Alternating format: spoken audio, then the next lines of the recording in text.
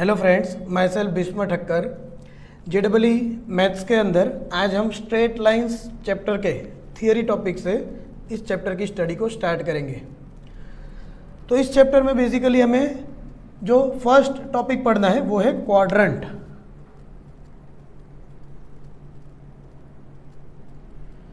Generally अगर हम x and y axis के कॉम्बिनेशन को, जो अपनी ऑर्थोगोनल एक्सिस है एक्स एंड वाई, उससे बनने वाली सिस्टम के बारे में डिस्कस करें, ये हमारी एक्स एक्सिस और ये वाई एक्सिस, इससे पूरा जो प्लेन होगा वो चार पार्ट में डिवाइड हो जाएगा। एक होता है फर्स्ट क्वाड्रेंट, दूसरा है हमारा सेकंड क्वाड्रेंट, फिर थर्ड क्वाड्रेंट और फिर fourth quadrant. Anti clockwise direction में आपको क्वाड्रेंट के नंबर्स को इंक्रीज करना है 1 2 3 4। यहाँ पे हमारी पॉजिटिव एक्स एक्सिस होगी, ये पॉजिटिव वाई एक्सिस होगी, ये नेगेटिव एक्स एक्सिस है और ये नेगेटिव वाई एक्सिस है। और इसके अकॉर्डिंग हम पॉइंट के लोकेशन को रिप्रेजेंट कर सकते हैं कार्टेशियन कोऑर्डिनेट सिस्टम के अंदर। तो generally x and y axis से बनने वाला जो कार्टेशियन कोऑर्डिनेट सिस्टम है वो प्लेन को टोटल चार पार्ट में डिवाइड करता है और उन पार्ट्स को बोला जाता है quadrant. First, second, third and fourth quadrant. यहाँ पे जो नंबर प्रेजेंट होगा उसके लिए x भी पॉजिटिव और y भी पॉजिटिव, तो दोनों कोऑर्डिनेट पॉजिटिव वो फर्स्ट क्वाड्रेंट में आएगा। x negative y positive second quadrant में आएगा। x negative y negative third quadrant का पॉइंट होगा और x positive y negative fourth quadrant का पॉइंट होगा। फॉर एग्जाम्पल, लोकेट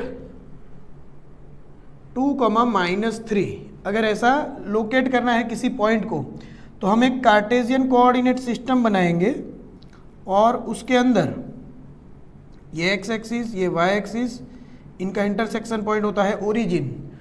एक्स पे हमें 2 यूनिट आगे बढ़ के वाई के लिए 3 यूनिट नीचे जाना है, 1 2 3। तो ये 2 और 3 के कनेक्शन से जो बनने वाला पॉइंट है इसका लोकेशन बन जाएगा 2,-3। तो ऐसे किसी भी पॉइंट को हम क्वाड्रेंट के अंदर लोकेट कर सकते हैं। तो क्वाड्रेंट, इसके जितने भी क्वेश्चन होंगे या किसी भी क्वेश्चन में अगर मुझे लाइन को लोकेट करना है, ड्रॉ करना है कार्टेशियन कोऑर्डिनेट सिस्टम के अंदर, तो मुझे पॉइंट को लोकेट कैसे किया जाता है वो पता होना चाहिए। नेक्स्ट बेटा हमारा डिस्टेंस फॉर्मूला होगा।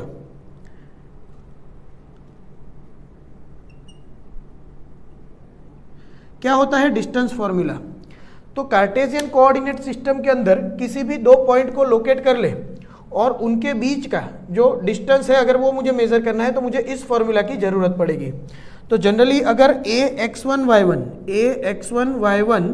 एंड bx2y2 मेरे दो पॉइंट्स है तो इसके बीच डिस्टेंस ab कितना होगा? ab equals to √ x2 - x1 the whole square plus y2 - y1 the whole square.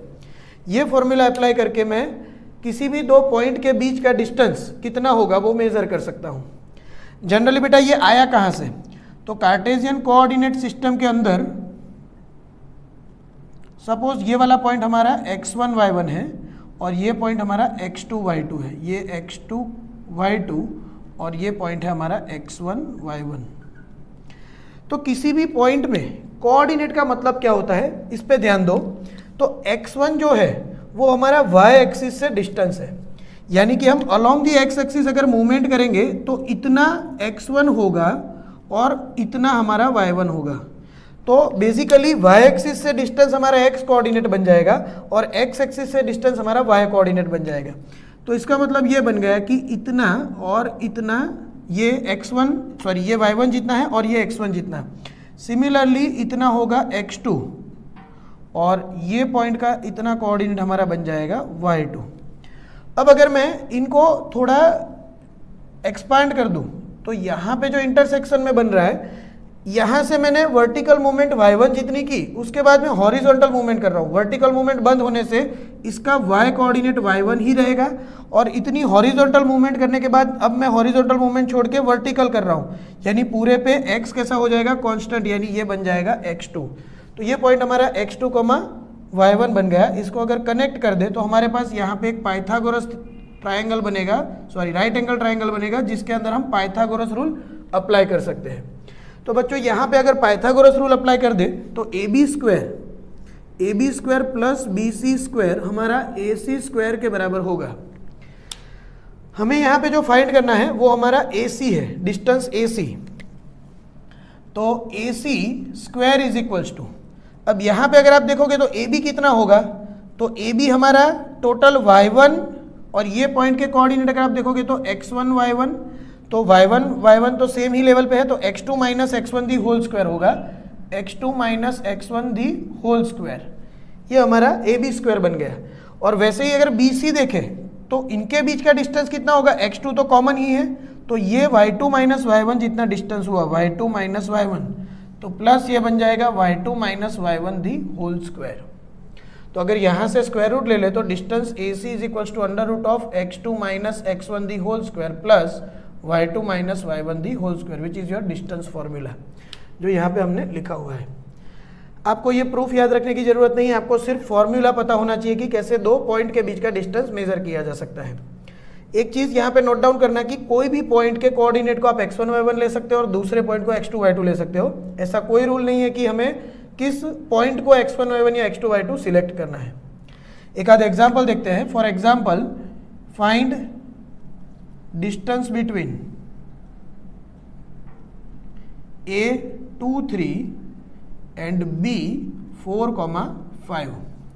तो distance AB is equals to होता है under root of x2 minus x1 the whole square plus y2 minus y1 the whole square, that is equals to under root of 4 minus 2 the whole square plus 5 minus 3 the whole square, that is under root of 4 plus 4 2 root 2।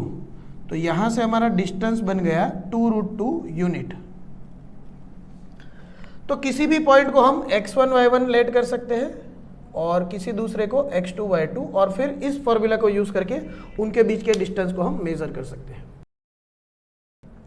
Next बेटा, हमें अब section formula क्या होता है उसके बारे में फटाफट से देखना है। ये सारा आपका 10th का बेसिक जो है उसी का क्विक रिवीजन चल रहा है। तो नेक्स्ट टॉपिक है हमारा सेक्शन फॉर्मूला।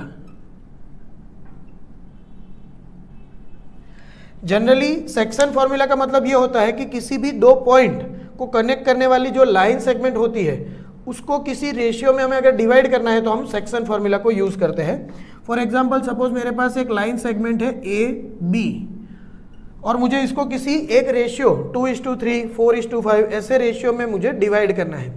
तो ये डिवीजन दो तरह से हो सकता है, एक होता है इंटरनल डिवीजन और दूसरा होता है एक्सटर्नल डिवीजन। इस चीज का क्या मतलब होगा, तो अगर मैं इसको एक्सटेंड करके एक्सटेंडेड लाइन, इसको कंटेन करने वाली एक लाइन L ले लूं, तो इस लाइन के ऊपर लाई करने वाला कोई भी पॉइंट इस सेगमेंट को डिवाइड कर सकता है।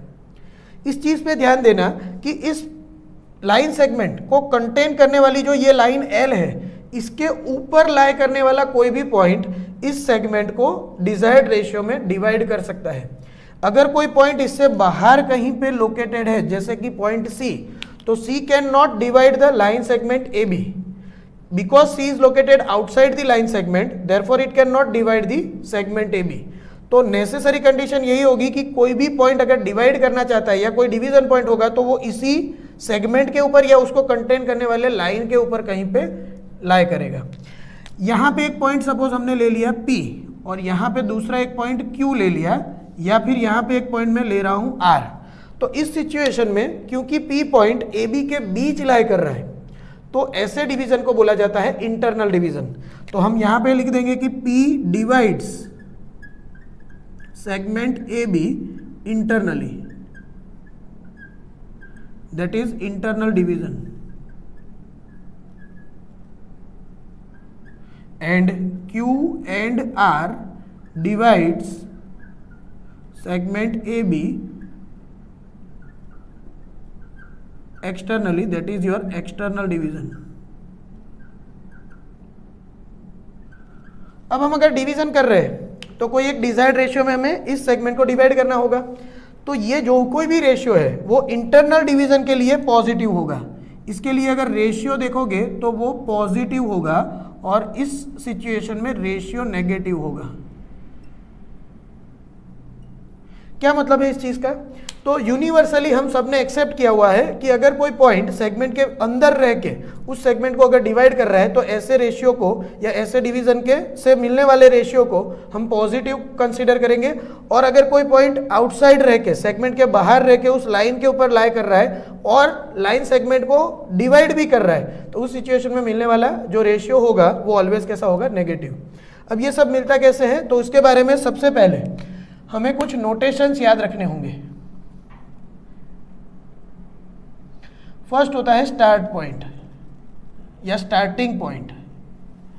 तो उसके उस पॉइंट के कोऑर्डिनेट को हम x1 y1 लेट करेंगे। दूसरा होता है एंड पॉइंट। एंड पॉइंट के कोऑर्डिनेट को अगर हम x2 y2 लेट करें। तीसरा होता है डिवीजन पॉइंट, इसको हम x y लेट करते हैं। और उसके बाद होता है रेशियो लैम्बडा, तो उसको हम m/n लेंगे। ये 4 नोटेशन आपको ऑलवेज याद रखने हैं। इन चारों से हमें सेक्शन पॉइंट या डिवीजन पॉइंट के कोऑर्डिनेट कैसे मिल सकते हैं वो अगर हमें फाइंड करना है तो in case of internal division ratio हमारा कैसा हो जाएगा, lambda greater than 0, that is positive. तो ये सिचुएशन में बच्चों जो इंटरनल डिवीजन करेंगे तो px, y जो हमारा डिवीजन पॉइंट होगा वो कुछ ये फॉर्मूला से मिलेगा, equals to mx2 plus nx1 upon m plus n, my2 plus ny1 upon m plus n। ऐसे ही अगर दूसरा एक्सटर्नल डिवीजन हो रहा है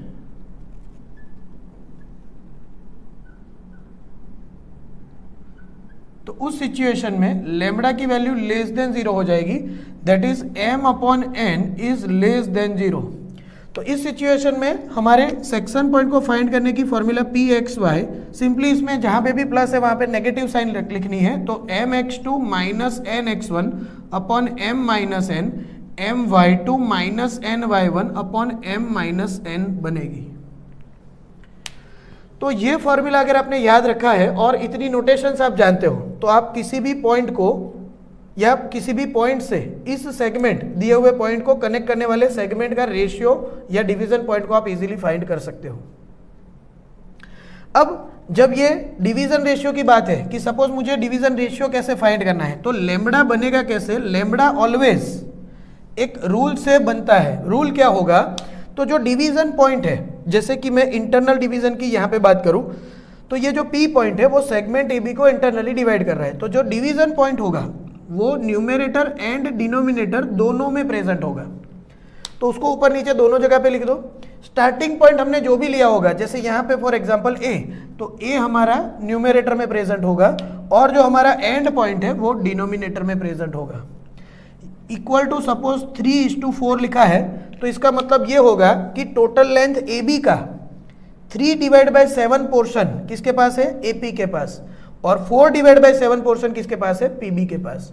तो टोटल अगर इसकी लेंथ 7 यूनिट से कंपेयर करें तो इतना पोर्शन 3/7 हो जाएगा और ये 4/7 हो जाएगा। इन दोनों का जब हम रेशियो लेंगे तो 7 कट होकर हमें डिजायर्ड रेशियो 3:4 मिल जाएगा। ऐसे ही बच्चों सपोज ये Q पॉइंट को हम सेक्शन पॉइंट या डिवीजन पॉइंट ले लें तो because Q lies outside the segment AB, तो उस सिचुएशन में अगर मुझे लैम्बडा बनाना है तो मेथड सेम रहेगी। Q पॉइंट कैसा है, जो Q पॉइंट है वो डिवीजन पॉइंट है तो वो न्यूमेरेटर और डिनोमिनेटर दोनों में आएगा। सपोज A से ही स्टार्ट हो रहा है हमारा डिवीजन तो न्यूमेरेटर में A आ जाएगा और डिनोमिनेटर में कौन आ जाएगा, B। तो यहाँ पे जो रेशियो बन रहा है lambda equals to AQ upon BQ या AQ अपॉन QB, ये हमारा एक्सटर्नल डिवीजन बन जाएगा। और इस सिचुएशन में सपोज ये रेशियो हमें मिल रहा है AQ क्योंकि हमारा बड़ा है और BQ छोटा, तो इस सिचुएशन में सपोज ये मिल रहा है हमें 7/4। तो याद रखना क्योंकि Q आउटसाइड लाई कर रहा है तो आगे नेगेटिव साइन लग जाएगी। एक्सटर्नल डिवीजन में रेशियो कैसा होगा, नेगेटिव।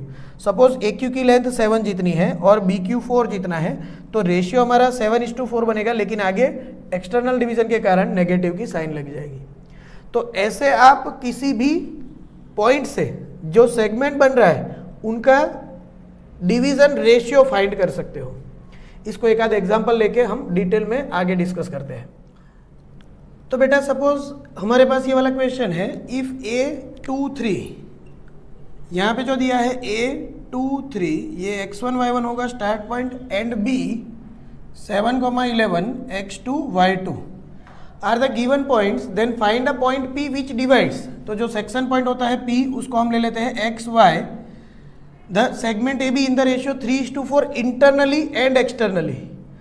तो इंटरनल डिवीजन के लिए हमने आगे जैसे फॉर्मूला लिखा था, PXY equals to MX2 plus NX1 upon M plus N, MY2 plus NY1 upon M plus N। यहाँ पे हम वैल्यू पुट करेंगे तो MX2 7 plus NX1 upon M plus N, MY2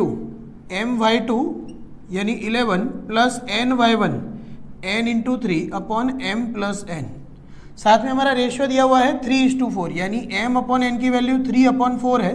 तो M की जगह पे 3 और N की जगह पे अगर 4 ले ले तो 3 लेने पे ये 21 प्लस 8, 4 2 8 अपॉन 3 प्लस 4 7, और ये बन जाएगा M 3 लेने पे 33 प्लस N 4 लेने पे 4 3 12 डिवाइड बाय 3 प्लस 4।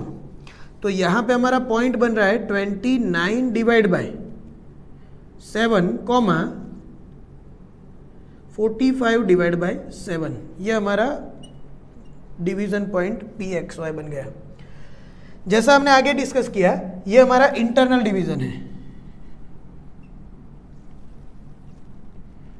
अगर हमें इसी चीज को एक्सटर्नल डिवीजन के लिए देखना है, तो सपोज Q एक्सटर्नली डिवाइड कर रहा है, तो QXY क्या बन जाएगा, तो इसी में हमें सब जगह पे माइनस लिख देना है। तो 7M minus 2N upon M minus N, और वैसे ही 11M minus 3N upon M minus N।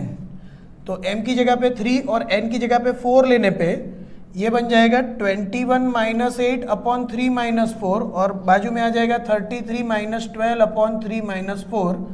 तो ये आपका बन जाएगा 13 upon minus 1 comma 21 upon minus 1, that is minus 13 comma minus 21। तो ऐसे आप किसी भी डिजायर्ड रेशियो वाला सेक्शन करने वाला पॉइंट फाइंड कर सकते हो यूजिंग सेक्शन फॉर्मूला। इसी की एक एप्लीकेशन होती है मिड पॉइंट।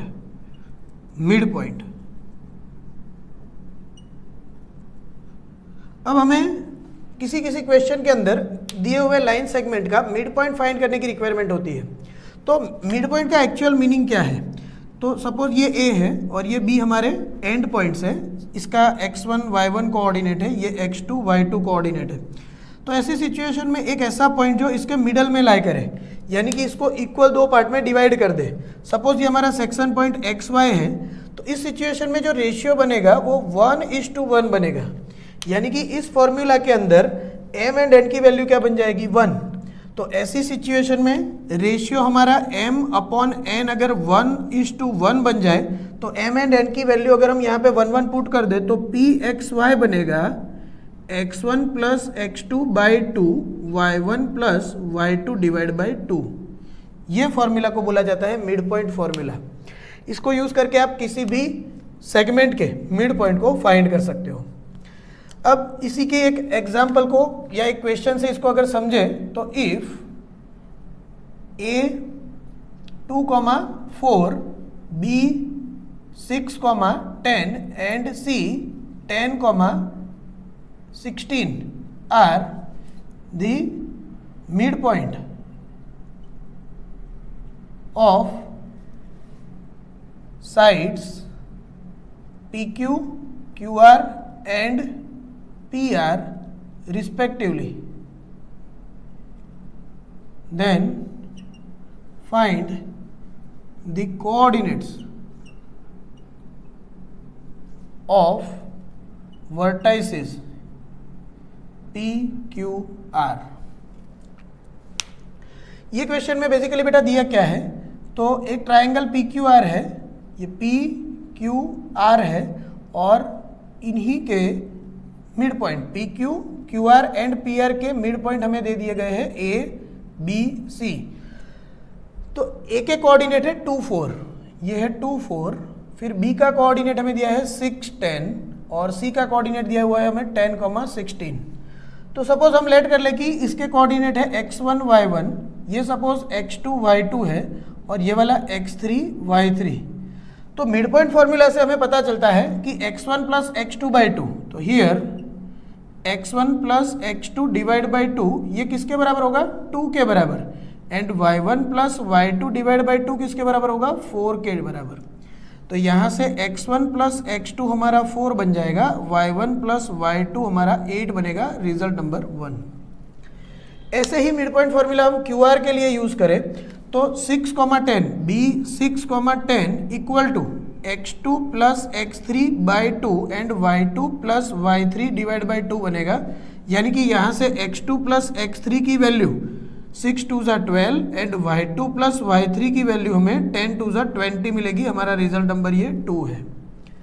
आगे यही फॉर्मूला अगर हम PR के लिए भी यूज कर दे तो therefore 10, 16 r 10, 16 equals to x1 plus x3 divide by 2 y1 plus y3 divide by 2 जितना होगा।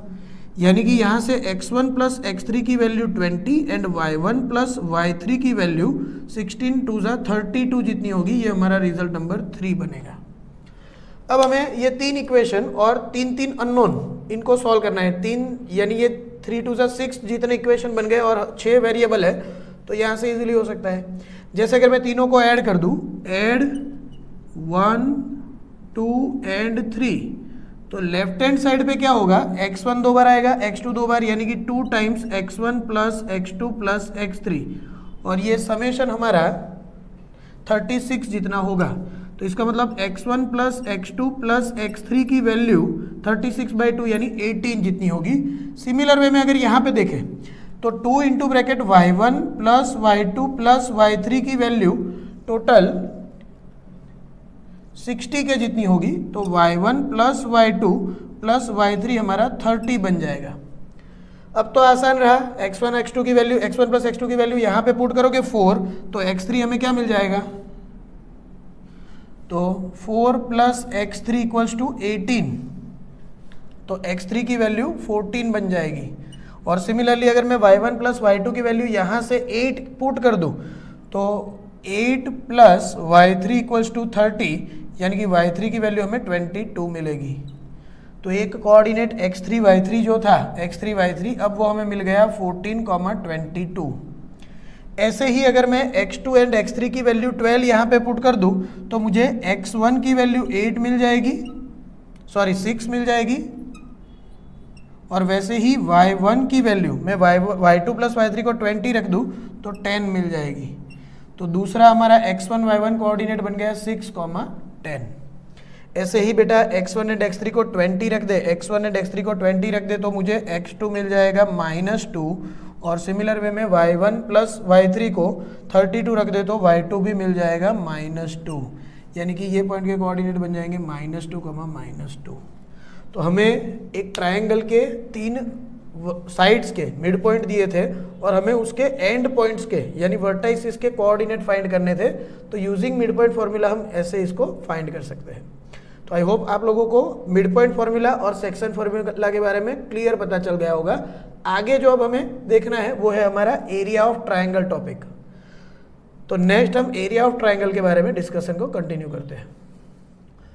तो बेटा next topic area of triangle में, सपोज हमारे पास a x1 y1 b x2 y2 and c x3 y3 किसी एक ट्रायंगल के vertices है a b एंड c, और अगर हमें इसका एरिया फाइंड करना है तो एरिया इसकी नोटेशन होती है डेल्टा,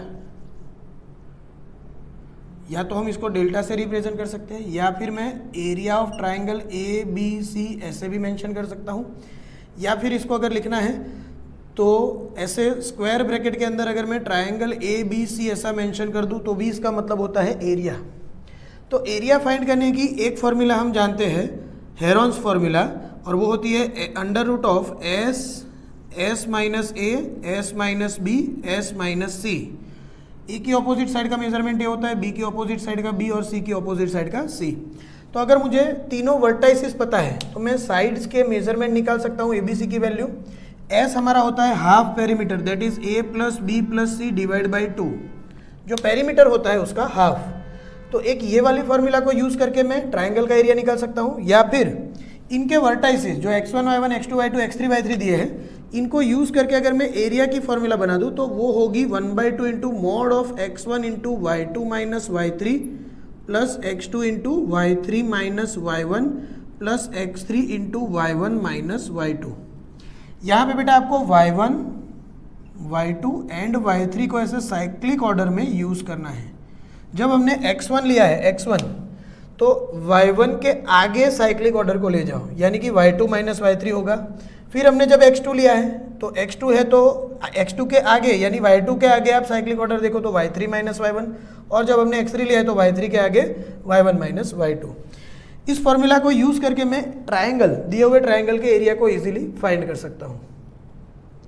जैसे कि एक एग्जांपल से अगर देखें तो A 2 3, B 4 8 एंड C -2 5, अगर ये हमारे ट्राइंगल के वर्टाइसिस है और हमें फाइंड दी एरिया ऐसा दिया है, फाइंड एरिया, तो ये सिचुएशन में ये x1 y1 होगा, ये x2 y2 के जैसे बिहेव करेगा, ये x3 y3 बन जाएगा। और सिंपली अगर हम फॉर्मूला को पुट कर दे तो x1 यानी कि 2 into y2 minus y3 plus x2 into y3 minus y1, और x3 हमारा नेगेटिव है तो -2 into y1 minus y2 3 minus 8, तो ये बन जाएगा 1/2 इंटू 8 माइनस 5 3 2 ज़ा 6 प्लस 8, और ये बनेगा प्लस 10 -5 -2 यानी कि 10। तो ये बन गया 24 divide by 2 that is 12 square unit. ये होता है एरिया ऑफ ट्राइंगल। इसी को फाइंड करने की एक दूसरी ऑल्टरनेट और थोड़ी इजी मेथड है। डेल्टा इक्वल्स टू हम ऐसा भी कर सकते हैं, हाफ। अब वर्टाइसिस को हम सीक्वेंस में लिख देंगे x1 y1 x2 y2 x3 y3, और बाद में जिसको हमने x1 y1 लिया था वही वर्टाइसिस एक और बार यहाँ पे रिपीट हो जाएगा। इसके बाद करना क्या होगा कि ऐसे जो डायगोनल बन रहे हैं उनको मल्टीप्लाई करके हम ऐड करेंगे, ये प्रिंसिपल डायगोनल बोला जाता है, और ऐसे जो सेकेंडरी डायगोनल बनेंगे उसको मल्टीप्लाई करके हम सबट्रैक्ट करेंगे एक साथ। यानी कि यहाँ से डेल्टा की फॉर्मूला लिख दे तो वो बन जाएगी मॉड के अंदर x1 y2 plus x2 y3 plus x3 y1 minus, और फिर इन सब को हम सबट्रैक्ट करेंगे तो x2 y1 plus x3 y2 plus x1 y3। तो इतनी एक सिंपल फॉर्मूला से भी हम एरिया ऑफ ट्राइंगल को या किसी भी फिगर यानी कि क्वाड्रिलेटरल, पेंटागन, हेक्सागन, सबके एरिया को फाइंड कर सकते हैं। सपोज मैं इसी ट्राइंगल के एरिया को ये मेथड से फाइंड करूं तो डेल्टा बनेगा 1/2, और ये मॉड लग गया, और हमारे पास वर्टाइसिस थे 2 3 4 8 2 3 4 8, साथ में नेक्स्ट था -2 5 एंड अगेन 2 3। तो इनको अगर पहले हम मल्टीप्लाई कर दें ये सबको, तो ये बन जाएगा 1/2 मॉड ऑफ 2 8 ज़ा 16 प्लस 5 4 ज़ा 20 प्लस -2 इंटू 3 दैट इज -6, और माइनस ऑफ, अब उल्टा करें तो 4 3 ज़ा 12 प्लस -2 8 ज़ा -16 और प्लस 5 2 ज़ा 10। तो ये अल्टीमेटली बन जाएगा 1/2 16, यानी कि ये बन गया 30 माइनस ये होगा 6, तो 1/2 into 24 that is 12 square unit. तो इस फॉर्मूला के लिए कुछ हम चीज़ों को नोट डाउन करते हैं। नोट में लिख देता हूं आपके लिए। First, this formula is applicable for any polygon. Second, it is applicable for R2 only. यानी कि 2 डायमेंशनल डेटा है, कोऑर्डिनेट्स हमारे R2 में है, यानी कि एक्स एंड वाई कोऑर्डिनेट ही अगर दिए हैं किसी भी फिगर के, तो उसी के लिए हम इस फॉर्मूला को यूज कर सकते हैं। इस फॉर्मूला को यूज करके हम एनी पॉलीगॉन का एरिया फाइंड कर सकते हैं। यानी कि अगर मुझे पेंटागन, हेक्सागन, ऑक्टागन किसी का भी एरिया फाइंड करना है तो मैं ये फॉर्मूला को यूज कर सकता हूं। ध्यान बस इसी चीज का रखना है कि तीनों वर्टाइसिस लिखने के बाद ये फर्स्ट वर्टाइसिस रिपीट होगा। तो किसी भी फिगर के लिए आप इतना करके उसका एरिया इजीली फाइंड कर सकते हो। इसके बाद इसका एक और प्रैक्टिकल यूज होता है कोलिनियरिटी ऑफ 3 पॉइंट्स। इसके अंदर क्या होगा बच्चों कि अगर मुझे कोई 3 पॉइंट दे दिए हैं, जैसे कि यहाँ पे ये 3 पॉइंट दिए थे, या ऐसे कोई भी 3 पॉइंट दे दे और बोले कि दिए हुए पॉइंट्स कोलिनियर है कि नहीं है, तो पॉइंट्स का कोलिनियर होना यानी एक ही लाइन के ऊपर लाई करना है। जैसे कि ये एक अगर लाइन है मेरे पास L, इसके ऊपर सपोज मेरे पास A पॉइंट है, ये वाला B पॉइंट है और ये वाला C पॉइंट है, तो ऐसे पॉइंट्स को बोला जाता है collinear points. A, B, C are collinear points. अब जनरली बेटा ट्रायंगल फॉर्म कब होगा? जब हमारे पास 3 नॉन कोलिनियर पॉइंट्स होंगे। ध्यान से देखो, ये तीनों नॉन कोलिनियर पॉइंट्स है और तब ट्रायंगल बन रहा है। तो ये जो कोलिनियर पॉइंट्स है, ट्रायंगल अगर हम बनाने जाए तो ट्रायंगल फॉर्म ही नहीं होगा, और अगर ट्रायंगल फॉर्म नहीं होगा तो उसका एरिया क्या बनेगा? ऑलवेज 0। तो यहां से एक चीज हम लिख सकते हैं कि area of triangle formed by any 3 collinear points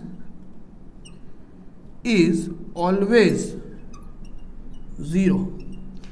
तो इसका मतलब क्या होगा कि अगर हमें कोलिनियरिटी चेक करनी है तो बहुत सारे रास्ते हमने 10th में पढ़ लिए थे। जैसे कि हम सेक्शन फॉर्मूला से, कॉमन रेशियो से इसको फाइंड कर सकते हैं। डिस्टेंस फॉर्मूला से AB + BC अगर AC जितना हो जाए तो भी ये चीज़ को वेरीफाई कर सकते थे।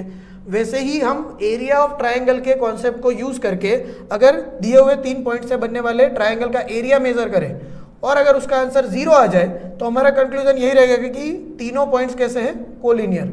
और अगर उस एरिया की कोई फाइनाइट वैल्यू मिल रही है तो इस सिचुएशन में हम हमारा कंक्लूजन देंगे कि the given points are non collinear. तो ये कुछ बेसिक टॉपिक थे जो हमने 10th और 11th में भी देखे हैं स्टेट बोर्ड के अंदर, तो उसी का ये क्विक रिवीजन रहा। इसके बाद हम कुछ इंटरेस्टिंग टॉपिक देखेंगे जिसमें ट्रायंगल के अंदर मिलने वाले जो अलग अलग टाइप के पॉइंट्स होते थे, जैसे कि सेंट्रोइड, इन सेंटर, सरकम सेंटर, ऑर्थो सेंटर, वो क्या होते हैं और उनका इंटर रिलेशन क्या है, उसके बारे में हम नेक्स्ट लेक्चर में डिटेल में डिस्कस करेंगे। तो मिलते हैं बच्चों नेक्स्ट लेक्चर में। Goodbye. Hello friends, if you like our content and videos, then please like, share and subscribe our YouTube channel Educulum, and do not forget to press the bell icon. You can also follow us on our Facebook page Educulum Gurukul, our Instagram page Educulum. Also, for more videos and assignments and handwritten notes, exam papers, you can download our Play Store application Educulum. Thank you for your support. Keep watching our videos. Goodbye.